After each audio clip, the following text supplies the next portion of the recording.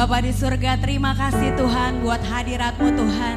Kami bersyukur Tuhan kalau hari ini kami boleh beribadah online streaming di minggu keempat bulan Mei 2020. Kami masih di rumah kami masing-masing. Semua karena anugerah-Mu Tuhan. Kami percaya kami akan melewati masa-masa ini ya Bapa. Terima kasih Tuhan, terima kasih. Biarlah Tuhan Kau yang menjamah kami, Kau yang mengurapi setiap kami di rumah kami masing-masing Tuhan. Dan biarlah nama-Mu yang ditinggikan Tuhan. Dari awal, pertengahan hingga akhir Tuhan. Nama-Mu yang dipuji, nama-Mu yang diagungkan hanya di dalam nama anak-Mu Tuhan Yesus Kristus. Kami siap memuji, memuliakan nama-Mu. Haleluya. Sama-sama katakan amin. Sama-sama katakan amin. Haleluya.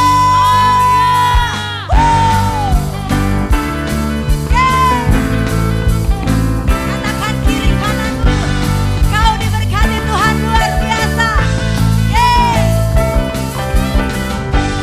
Kasih setiamu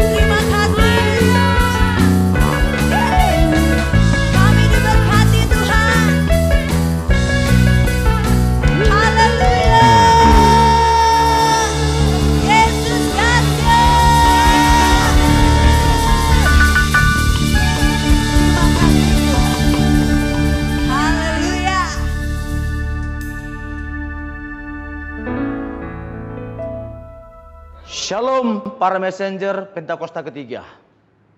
Mari sama-sama kita bacakan ada 5 definisi daripada Pentakosta yang ketiga. Yang pertama, Pentakosta ketiga adalah pencurahan Roh Kudus yang dahsyat di zaman now, melebihi yang pernah terjadi di Azusa Street. Yang kedua, Pentakosta ketiga akan mengakibatkan penuaian jiwa yang terbesar dan yang terakhir sebelum Tuhan Yesus datang untuk kali yang kedua. Yang ketiga, Pentakosta ketiga akan membangkitkan generasi Yeremia, yaitu anak-anak muda yang dipenuhi Roh Kudus, cinta mati-matian dengan Tuhan, dan tidak kompromi terhadap dosa, dan akan bergerak untuk memenangkan jiwa bagi Tuhan. Yang keempat, Pentakosta ketiga lahir di Indonesia dan bergerak ke bangsa-bangsa. Gerakan ini dari timur ke barat dan akan kembali ke Yerusalem. Dan yang kelima, yang terakhir, Pentakosta ketiga akan memberikan kuasa untuk menyelesaikan amanat agung. Setelah itu Tuhan Yesus akan datang untuk kali yang kedua. Tuhan Yesus memberkati kita semua. Shalom. Haleluya. Mari kita siapkan hati kita Bapak Ibu Saudara. Mari kita bawa hati kita yang terbaik di hadapan Tuhan. Terima kasih Tuhan Yesus, terima kasih ya Bapak. Mari izinkan setiap kami masuk lebih dalam lagi ya Tuhan. Kami hari ini percaya Tuhan, Kau sedang mencurahkan Roh-Mu atas setiap kami ya Bapak. Menjamah setiap kami, mengurapi setiap kami dan menguduskan setiap kami Tuhan. Mari izinkan setiap kami ya Bapa masuk Tuhan, membawa hati kami yang terbaik Tuhan pagi hari ini. Biarkan Kau berkenan atas setiap kami Tuhan, atas pujian kami di dalam nama Tuhan Yesus. Mari angkat suaramu, angkat hatimu di hadapan Tuhan saudara.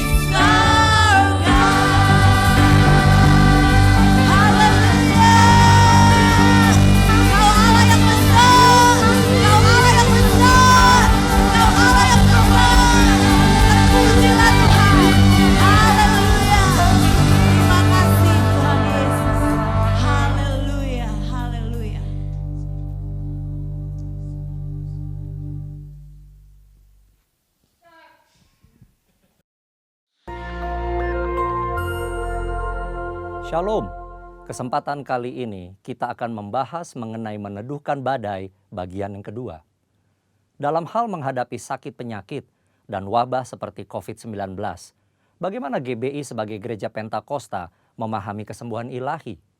Salah satu butir pengakuan iman GBI berbunyi, kesembuhan ilahi tersedia dalam korban penebusan Yesus untuk semua orang yang percaya. GBI percaya Roh Kudus yang memakai para murid Yesus di Kisah Para Rasul adalah Roh Kudus yang sama yang sekarang memakai murid Yesus pada zaman now untuk membawa kesembuhan ilahi kepada orang sakit. Ada beberapa penyebab mengapa seseorang tidak disembuhkan secara ilahi. Lebih lengkap dapat saudara baca melalui artikel link di caption video ini. Dr. French Arrington dalam bukunya Doktrin Kristen Perspektif Pentakosta menjelaskan, baik Alkitab maupun pengalaman tidak mendukung pernyataan bahwa mereka akan disembuhkan dalam setiap situasi. Dari sisi manusia, kekurangan iman menjadi suatu faktor. Dari sisi Allah adalah berkuasanya kebijakan dan kehendak Allah. Saat ini Allah masih menyembuhkan orang sakit. Tetapi penyembuhan sekarang bukan puncak penyembuhan atau penyembuhan tertinggi. Puncak pembebasan kita selaku orang percaya dalam Kristus terjadi pada kehidupan mendatang. Penyembuhan saat ini adalah suatu tanda dan pencicipan lebih dulu akan penebusan tubuh kita di masa depan. Penebusan kita saat ini hanya sebagian dan penyakit masih terus terjadi. Tetapi apabila Kristus datang kembali, penderitaan, penyakit, keluhan, dan kematian akan berhenti selamanya terhadap orang-orang yang telah ditebus. Bagaimana seharusnya respon orang percaya ketika kesembuhan tidak terjadi pada dirinya? Ikuti apa yang Paulus lakukan. Ia menerima bahwa duri dalam dagingnya yang dapat dikatakan sebagai penyakit dengan hati yang rela, meski Tuhan tidak memberi penjelasan atas semuanya itu. Bahkan ketika Paulus tidak dapat memahami cara kerja Tuhan, ia meresponinya dengan sebuah pengagungan. Oh, alangkah dalamnya kekayaan hikmat dan pengetahuan Allah. Sungguh tak terselidiki keputusan-keputusannya dan sungguh tak terselami jalan-jalannya. Sebab siapakah yang mengetahui pikiran Tuhan? Atau siapakah yang pernah menjadi penasihatnya? Atau siapakah yang pernah memberikan kepadanya sehingga ia harus menggantikannya? Sebab segala sesuatu adalah dari Dia dan oleh Dia dan kepada Dia, bagi Dialah kemuliaan sampai selama-lamanya.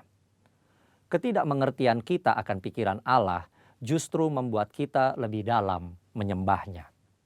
Dr. French Arrington menjelaskan dalam textbook Doktrin Kristen Perspektif Pentakosta demikian. Untuk melihat Allah yang hanya bekerja melalui penyembuhan-penyembuhan luar biasa, membuat batasan palsu terhadap kuasa Allah. Segala sesuatu yang baik berasal dari Allah. Pengetahuan medis dan keterampilan para dokter dan perawat adalah dari tangan Allah yang beranugerah. Allah berkarya melalui sarana-sarana, baik yang alami maupun supranatural. Dia berkarya dalam menanggapi iman dan doa umatnya. Dia juga melakukan penyembuhan melalui para dokter dan perawat. Kita harus menggunakan diri kita akan sarana-sarana apapun untuk sarana-sarana penyembuhan yang telah diberikan Allah. Doa dan pengurapan minyak memiliki tempatnya sendiri, tetapi doa dan pengobatan medis tidak saling bertentangan. Keuntungan doa penyembuhan dan pengetahuan medis mengalir dari Allah yang sama. Bagi GBI, kesembuhan ilahi adalah salah satu bentuk berkat keselamatan. Keselamatan manusia, itulah yang terpenting. Inilah juga yang dilakukan oleh keluarga besar GBI Jalan Jenderal Gatot Subroto, Jakarta. Melalui Healing Movement Crusade, pemberitaan keselamatan selalu menjadi agenda utama. Pelayanan kesembuhan ilahi adalah tanda-tanda yang menyertainya. Gereja digambarkan sebagai tubuh yang memiliki banyak anggota dengan fungsi yang berbeda-beda. Tiap insan gereja dan hamba Tuhan diharapkan memberikan kontribusi bagi masyarakat sesuai karunia masing-masing, khususnya dalam menghadapi wabah seperti COVID-19. Dan yang paling penting, nyatakan kehendak Tuhan agar badai COVID-19 dapat berhenti, atau menurun dampaknya. Dalam tuntunan Roh Kudus dan dalam nama Yesus, badai COVID-19 dihardik agar diam, tidak lagi mengakibatkan jatuhnya korban. Kuasa Tuhan akan dinyatakan dan banyak orang akan diselamatkan. Tuhan Yesus memberkati.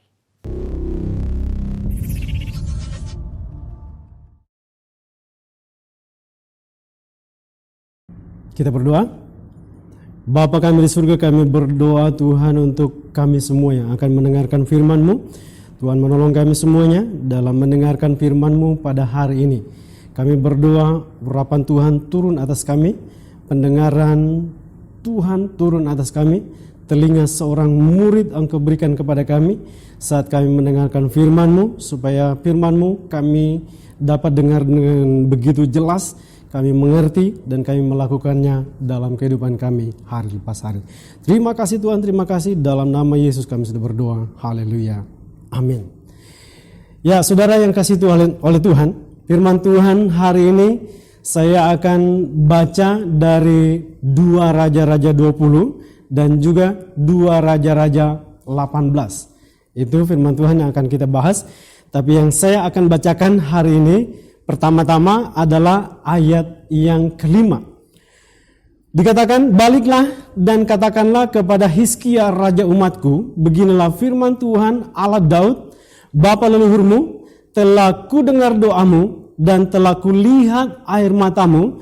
Sesungguhnya aku akan menyembuhkan engkau. Pada hari yang ketiga engkau akan pergi ke rumah Tuhan. Hari ini saya akan memberikan tema firman Tuhan kita. Temanya adalah Tuhan melihat air mata. Saudara pasti pernah melihat air mata. Saudara pasti pernah merasakan bagaimana air mata keluar dari dalam mata saudara. Mungkin karena kita sedih, orang tua kita meninggal, saudara kita meninggal, atau bergembira karena saudara dapat uang banyak. Di tengah-tengah situasi yang sulit, kita dapat uang, saudara, lalu menangis. Hari ini saya akan membahas bagaimana air mata dari seorang raja yang namanya Hizkia. Air mata itu hasil dari respons tubuh kita. Waktu kita senang, waktu kita sedih, waktu kita terharu, lalu saraf kita akan merespons emosi yang menggebu-gebu tadi, lalu menghasilkan air mata. Setelah air mata keluar, ada kelegaan di dalam diri kita, ada rasa sakit tadinya, lalu sekarang menjadi hilang. Itulah air mata. Tapi bukan air mata yang itu yang akan kita lihat. Air mata yang mengalir dari air matanya Hizkia, saudara. Di dalam 2 Raja-Raja 20 ayat 3, kita bertemu seorang tokoh yang namanya Hizkia yang menangis di dalam doanya, yang dia datang kepada Tuhan bilang, Tuhan, ingatlah kiranya akan aku. Lalu dikatakan dia menangis dengan sangat. Kemudian menangislah Hizkia dengan sangat. Berarti tangisannya luar biasa. Kenapa luar biasa? Ada pergumulan yang berat yang dihadapi oleh Hizkia, saudara. Tapi sebelum kita masuk di dalam bagaimana dia menangis itu, kita lihat dulu siapa orang ini. Yang namanya Hizkia ini siapa, saudara? Dia dikatakan adalah seorang raja Yehuda yang menggantikan papanya yang namanya Papa Ahaz atau Raja Ahaz. Saudara, ini orang yang luar biasa tinggi kedudukannya. Dia raja, dia luar biasa, tetapi firman Tuhan juga mengatakan bahwa dia melakukan apa yang benar di hadapan Tuhan. 2 Raja-Raja 18, kita melihat di situ, ia melakukan apa yang benar di mata Tuhan, tepat seperti yang dilakukan Daud bapa leluhurnya. Rupanya leluhur juga menentukan, saudara. Kalau atas kita itu baik, pasti dia turun ke bawah, ke bawah, ke bawah, ke bawah. Kalau saudara melakukan apa yang baik, maka itu pasti akan turun ke bawah. Saudara melakukan apa yang jahat, maka akan turun kepada anak-anakmu, akan turun kepada keturunan-keturunanmu, bahwa dia melakukan kejahatan kalau saudara jahat. Tapi waktu dia melihat contoh yang baik yang saudara lakukan di hadapan anak-anakmu, maka dia juga akan ikut. Anak saya melihat mereka perkembangannya. Saya suka doa. Jadi kalau pagi-pagi sebelum mereka bangun itu, saya doa dulu.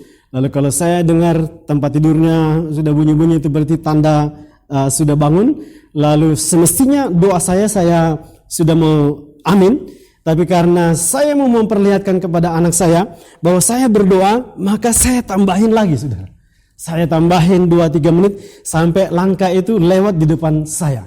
Saya berdoa, saya tambahin, saya memperlihatkan bahwa ini loh papanya, ini loh orang tuanya berdoa. Saya kasih lihat dan saya dapati, saudara, bahwa anak-anak saya itu berdua, mereka suka berdoa. Lalu kita kasih contoh lagi, kita baca firman, kita kasih lihat.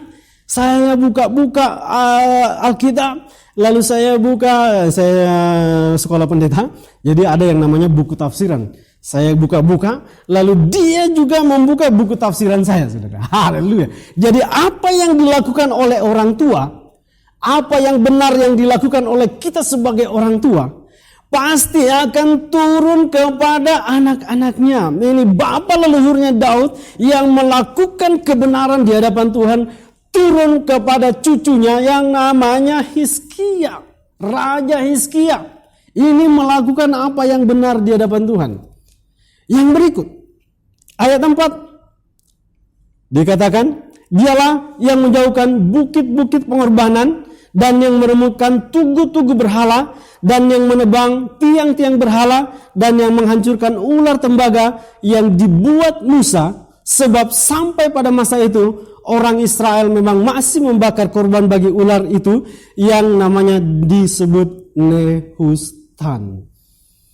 Dia melakukan pembongkaran terhadap pengorbanan, bukit-bukit pengorbanan, kemudian tugu-tugu berhala, menghancurkan ular tembaga yang menyebabkan orang Israel datang menyembah Tuhan, yang menyebabkan orang Israel itu berdosa di hadapan Tuhan. Dia babat habis. Mestinya begini memang seorang pemimpin.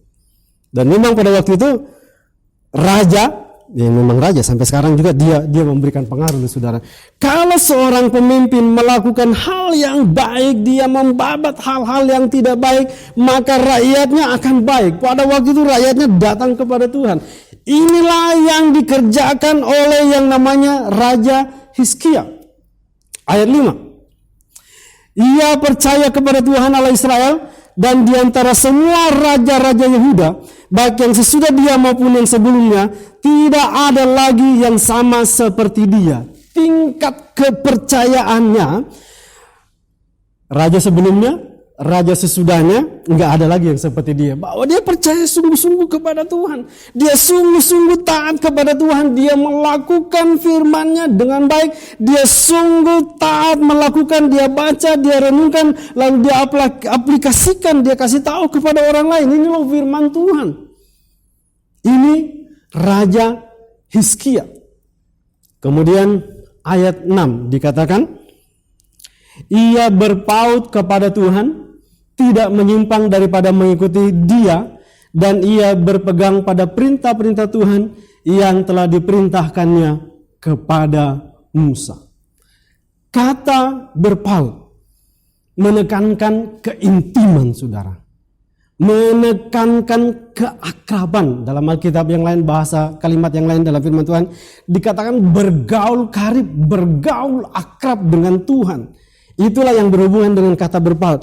Jadi orang ini, raja ini namanya Raja Hizkia, dia mempunyai hubungan fellowship yang baik dengan Tuhan. Dia sungguh-sungguh melakukan, tidak menyimpang daripada mengikuti dia. Enggak menyimpang sana, menyimpang sini. Enggak loh saudara. Dia tetap lurus dengan apa yang namanya firman Tuhan. Apa yang diperintahkan Tuhan kepadanya.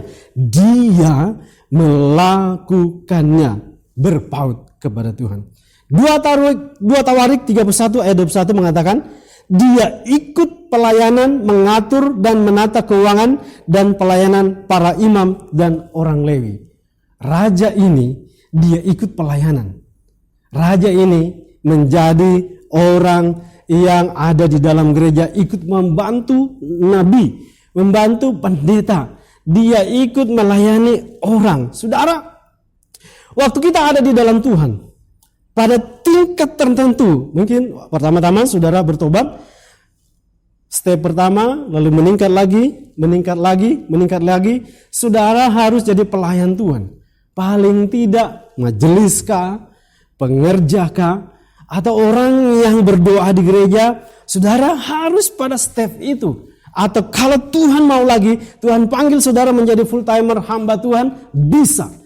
Tapi yang saya mau katakan kepada kita di sini bahwa waktu seseorang sudah dewasa, waktu seseorang pada waktu tingkat-tingkat tertentu, umur tertentu di Israel, dia harus menjadi pengajar. Nah, raja ini, dia ikut melayani di dalam gereja, saudara. Saudara, apakah saudara sudah ikut dalam pelayanan di gereja? Harus, pada waktu sudah waktunya.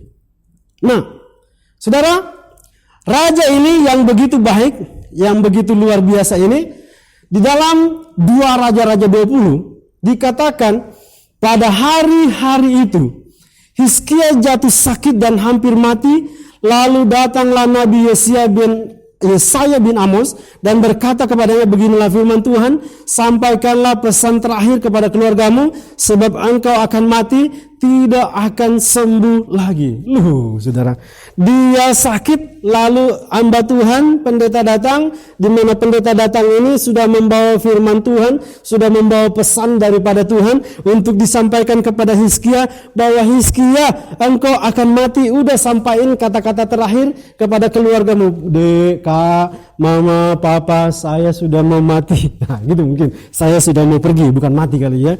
Saya sudah mau pergi. Maafkan saya, selama ini saya mabuk mungkin. Saya selama ini main-main perempuan mungkin. Saya banyak mengecewakan kalian, maafkan saya.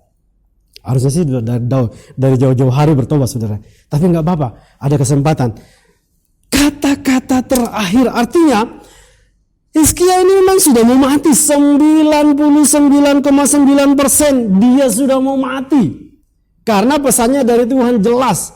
Tuhan bilang kepada Yesaya, kasih tahu kepada Hizkia bahwa dia akan mati. Kalian sampaikan kata-kata terakhirmu menghadapi situasi ini. Hizkia berdoa sungguh-sungguh kepada Tuhan, saudara. Lalu dia memalingkan mukanya ke arah dinding, dikatakan di situ. Lalu dia menangis. Lihat ya. Ayat 2, lalu Hizkia memalingkan mukanya ke arah dinding dan ia berdoa kepada Tuhan. Tuhan, ingatlah kiranya bahwa aku telah hidup di hadapan-Mu dengan setia dan dengan tulus hati, dan bahwa aku telah melakukan apa yang baik di mata-Mu. Kemudian menangislah Hizkia dengan sangat. Air matanya keluar dengan sangat sedih karena dia sedih. Dia sedih, tadi saya katakan kalau kita sedih atau senang atau bergembira, maka saraf memproses lalu keluar air mata. Karena sedihnya luar biasa, dia menangis dengan sangat lalu keluar air matanya, saudara. Lalu dia bilang, Tuhan, begini. Saya baik loh Tuhan. Lalu apa yang terjadi, saudara? Setelah dia menangis, setelah orang yang baik ini berdoa, setelah orang yang ikut pelayanan ini berdoa, setelah orang yang sungguh-sungguh setia dan tulus hati ini berdoa, apa yang terjadi? Ayat 5 dikatakan. Ayat 4 dulu. Tetapi Yesaya belum lagi keluar dari pelataran tengah, maksudnya di rumahnya ini, di istana ini, tiba-tiba datanglah firman Tuhan kepadanya, kepada hamba Tuhan ini yang namanya Yesaya, kepada nabi ini yang namanya Yesaya. Baliklah, ayat 5, dan katakanlah kepada Hizkia raja umatku, beginilah firman Tuhan Allah Daud bapa leluhurmu, telah ku dengar doamu dan telah kulihat air matamu.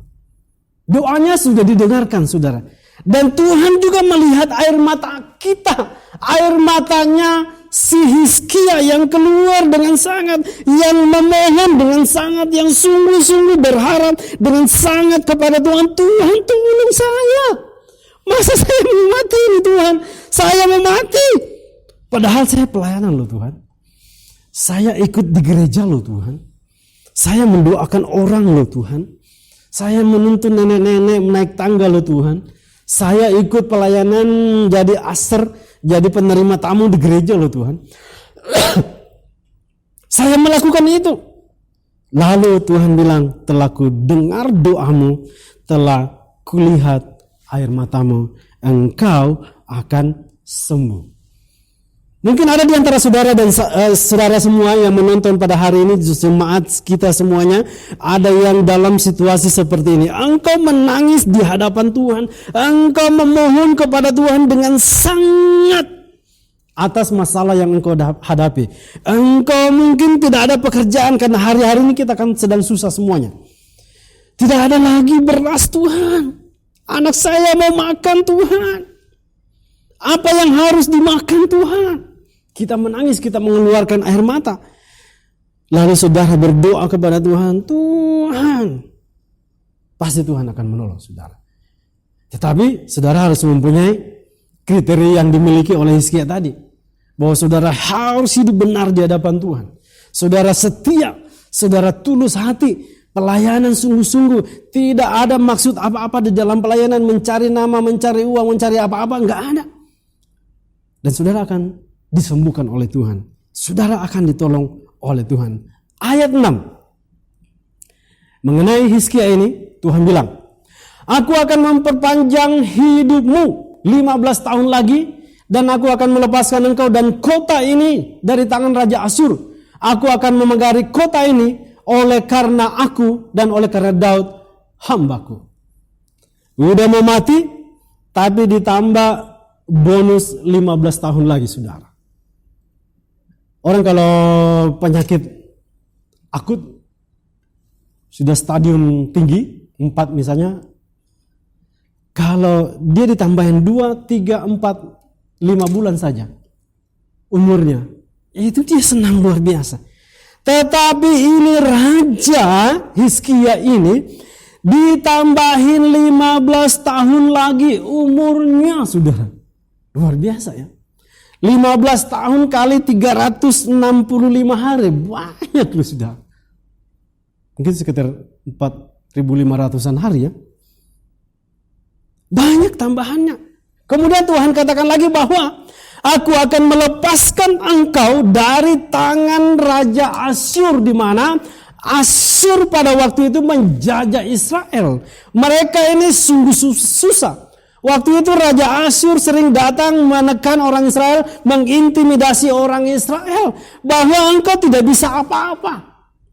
Tapi Tuhan janjikan kepada Hizkia bahwa mereka akan lepas dari tangan Raja Asyur. Dan pada waktu itu Raja Asyurnya dibunuh sama anaknya, 2 orang saudara. Maka mereka terlepas dari tangan Raja Asyur. Yang ketiga, setelah Hizkia berdoa, setelah air matanya keluar, orang yang tulus hati dan setia ini diberikan kekayaan dan kemuliaan yang sangat besar oleh Tuhan. 2 Tawarik 32 ayat 27 di sana. Kalau saudara mau baca, di sana Tuhan memberikan kekayaan dan kemuliaan yang sangat besar kepada Hizkia. Ini bonus yang lain. Dikasih kekayaan, dikasih kemuliaan, karena dia orang baik memang saudara. Dia pelayanan nggak minta apa-apa kok. Dia pelayanan nggak mempunyai pretensi apa-apa, karena dia tulus, dikatakan dia setia. Maka Tuhan memberikan. 2 Tawarik 31 ayat 21 katakan, Tuhan membuat pekerjaannya selalu berhasil. Saudara mau berhasil? ikutlah seperti apa yang Hizkia katakan. Bahwa dia sungguh-sungguh baik. Dia benar, nggak ada raja yang percaya benar seperti dia sebelum dan sesudahnya. Berarti ini orang sungguh-sungguh baik.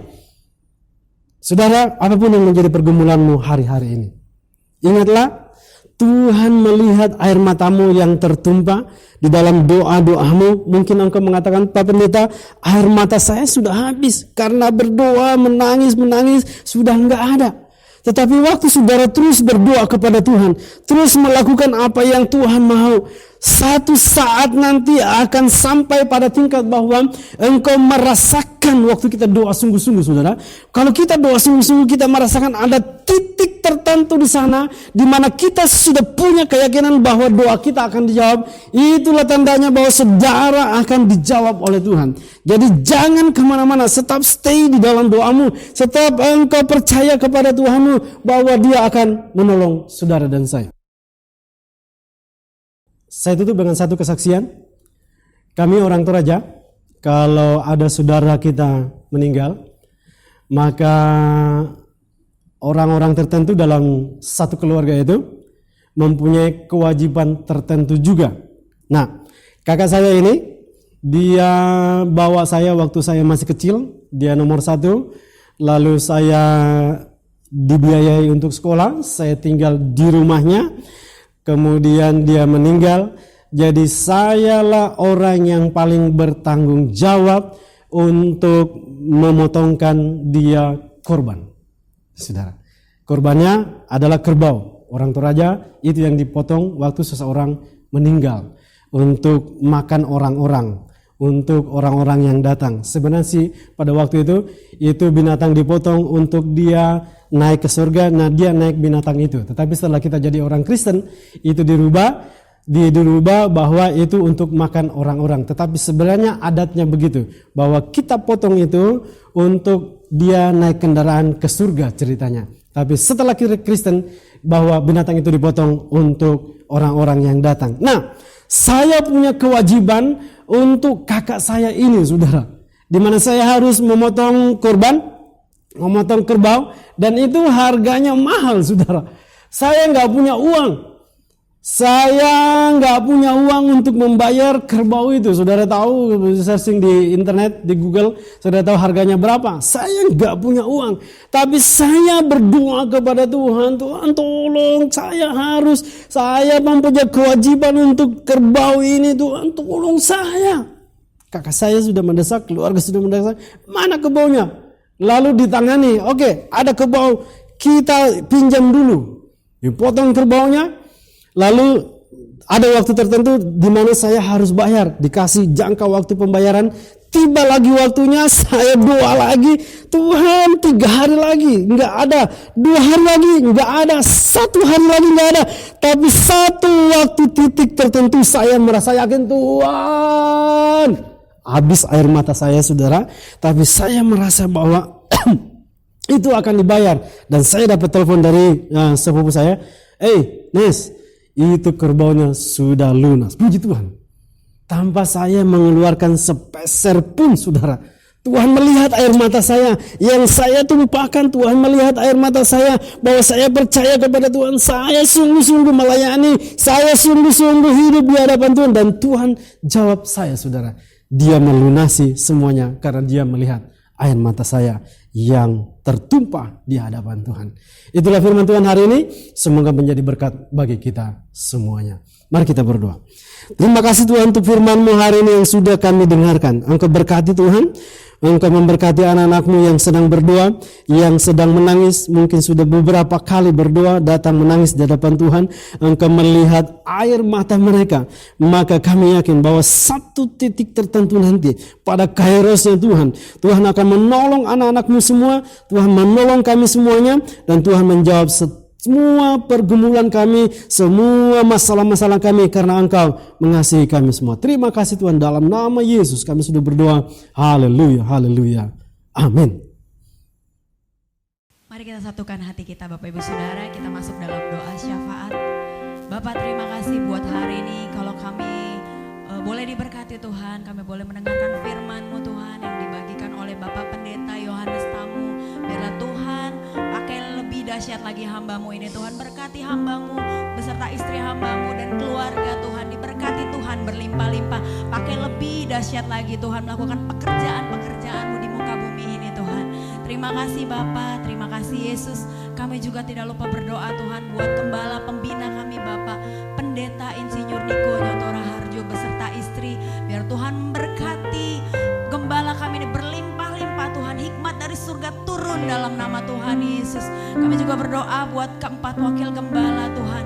Di dalam nama Tuhan Yesus biar Tuhan memberkati, mengurapi Tuhan, memakai mereka luar biasa Tuhan Yesus. Semakin heran dan tanda-tanda orang benar nyata Tuhan atas para gembala kami ini Tuhan. Terima kasih Tuhan, terima kasih. Kami juga berdoa buat gembala CK5 Pak Pendeta Timotius Hardono beserta istri Tuhan, Ibu Indrawati Kabul Tuhan. Di dalam nama Tuhan Yesus berkati Tuhan, lebih dahsyat lagi Tuhan. Biar apapun yang mereka kerjakan diberkati Tuhan. Dan memberkati banyak jiwa-jiwa di luar sana ya Bapak yang mencari Engkau. Terima kasih Tuhan, terima kasih. Berdoa juga Tuhan buat ketiga wakil gembala Tuhan. Bapak Dr. Sasmoko Tuhan.